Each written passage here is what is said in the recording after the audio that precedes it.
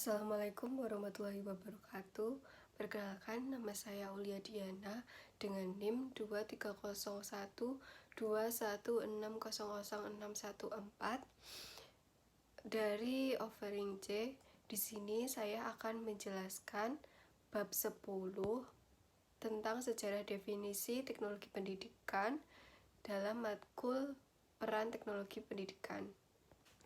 Dalam bab ini terbagi menjadi beberapa subbab, yaitu perkenalan, definisi 1963, definisi 1972, definisi 1977, definisi 1994, dan definisi saat ini. Dalam video ini, saya akan menjelaskan tentang perkenalan dan definisi 1963. Tujuan bab ini adalah untuk memberikan konteks sejarah dari definisi teknologi pendidikan. Dalam bab ini akan dilakukan dalam beberapa tahap. Pertama, kami akan meninjau tujuan utama dan pertimbangan untuk mendefinisikan apa itu teknologi pendidikan. Kemudian, kita akan meninjau masing-masing dari 4 definisi sebelumnya. Dengan memberikan perhatian khusus pada konsep-konsep utama yang ada dalam setiap definisi, kami akan memeriksa konteks dan alasan keputusan yang dibuat mengenai masing-masing konsep utama ini. Kami juga akan menyajikan beberapa kritik historis terhadap definisi yang memberikan dorongan untuk mengubah definisi tersebut. Kriteria dan tujuan pembuatan definisi telah dibahas pada saat penulisan definisi pada tahun 1963. Jadi, kita akan membahas tentang definisi dalam beberapa tahun dan alasan kenapa definisi tersebut dirubah. Definisi yang memuaskan mengenai teknologi pendidikan akan memungkinkan kita menemukan landasan bersama yang akan diikuti oleh individu tertentu di lembaga tertentu.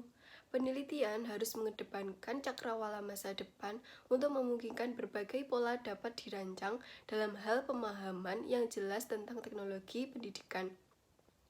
Pengawas sekolah meminta kriteria personel baru diperlukan dalam berbagai tahap perbaikan pembelajaran.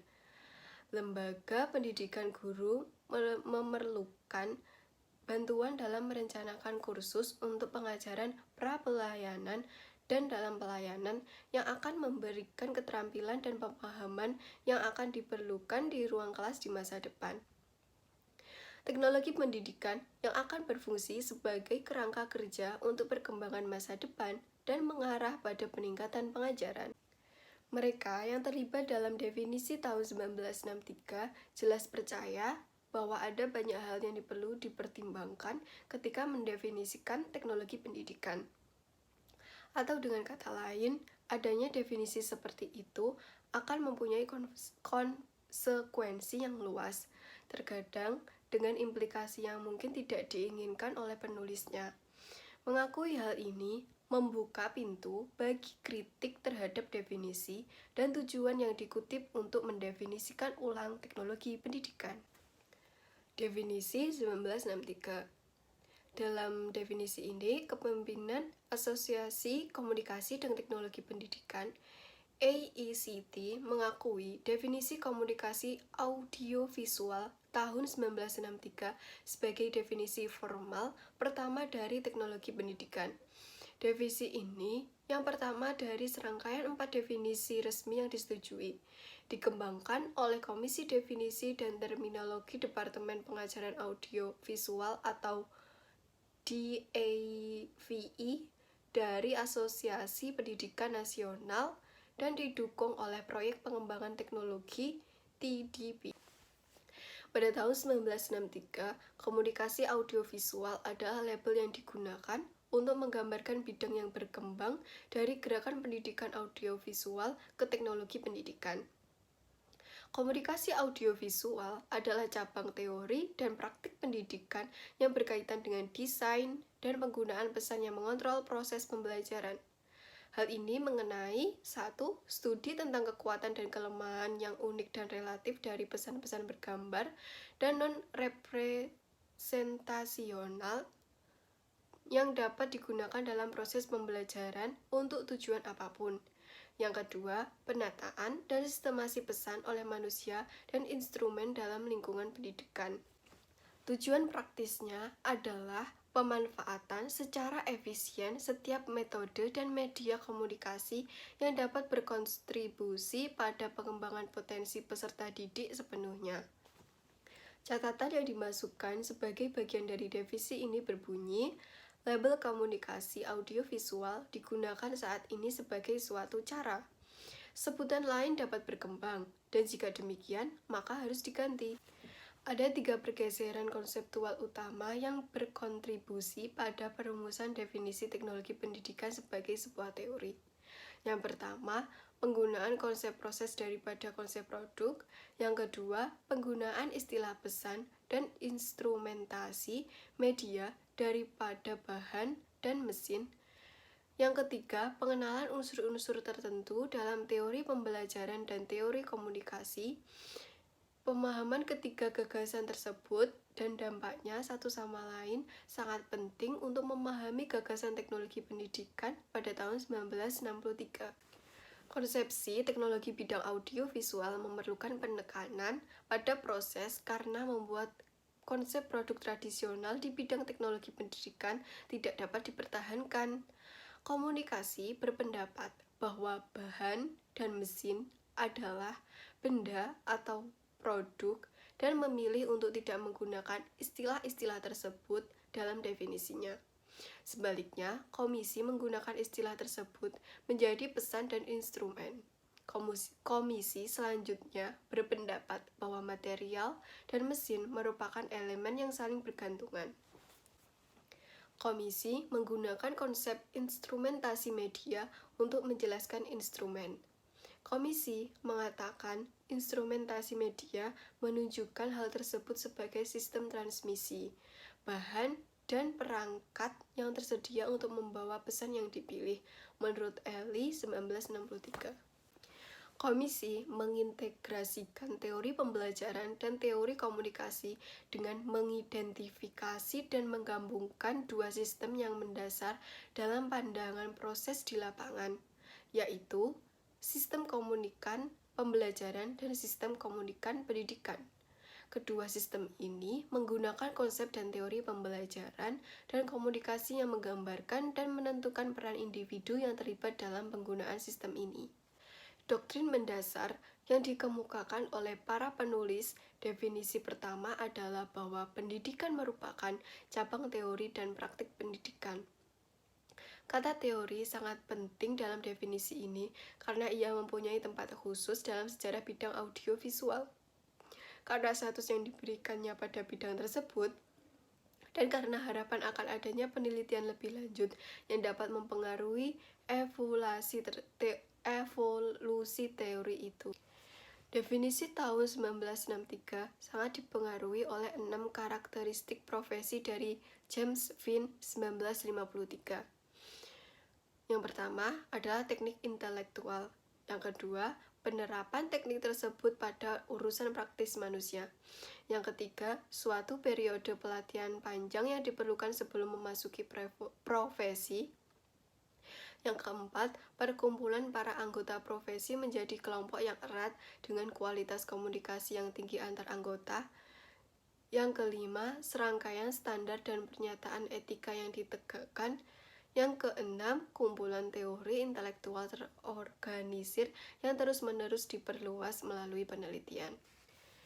Finn berpendapat jika teknologi pendidikan ingin menjadi sebuah profesi sejati, maka teknologi pendidikan harus melakukan penelitian dan pengembangannya sendiri dalam mengembangkan teorinya sendiri daripada meminjam dari disiplin ilmu yang lebih mapan seperti psikologi.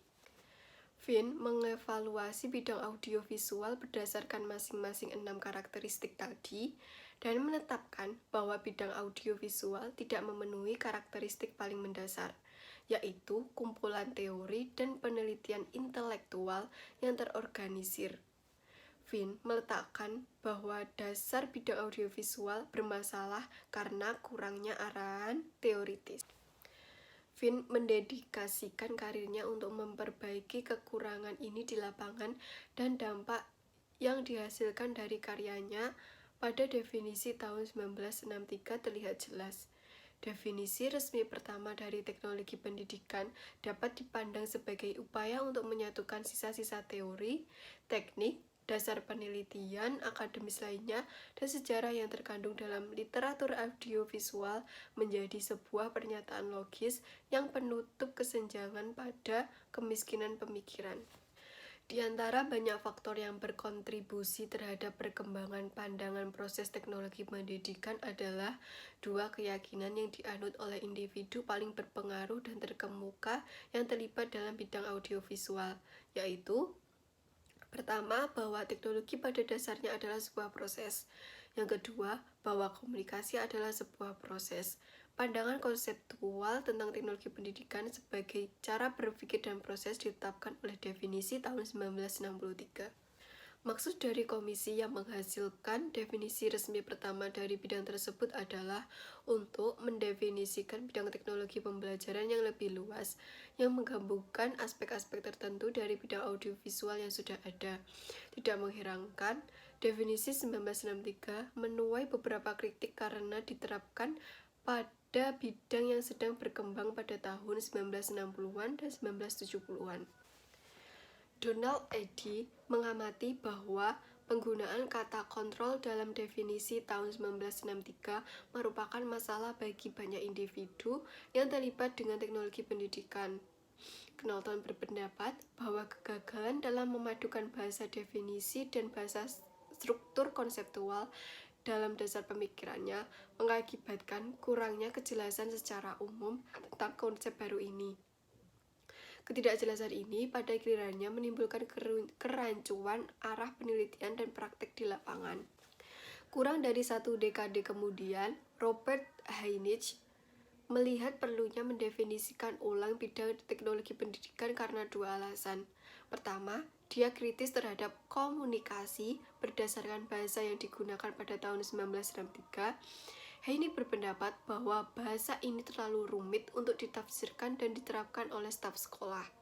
Kedua, Heinrich berpendapat bahwa kekuasaan untuk membuat banyak keputusan mengenai penggunaan teknologi di sekolah harus ditransfer dari guru ke perencana kurikulum.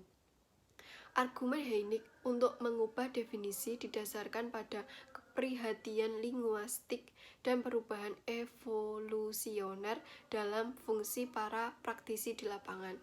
Kemudian dalam definisi baru, teknologi instruksional adalah cara sistematis untuk merancang, melaksanakan, dan mengevaluasi keseluruhan proses belajar dan mengajar dalam kaitannya dengan tujuan tertentu.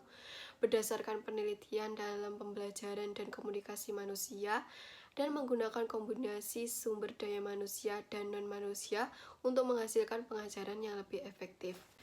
Para kontributor bagian khusus tinjauan komunikasi audiovisual umumnya tidak puas dengan orientasi berkepala dua, terutama karena kebingungan yang mungkin timbul di antara kelompok klien potensial teknologi pendidikan. Mengingat diskusi dan perkembangan profesional ini, para profesional di bidangnya percaya bahwa definisi baru tentang teknologi pendidikan diperlukan. Sekian penjelasan yang dapat saya berikan tentang definisi 1963 pada bab 10 ini. Apabila ada kurangnya saya mohon maaf. Wassalamualaikum warahmatullahi wabarakatuh.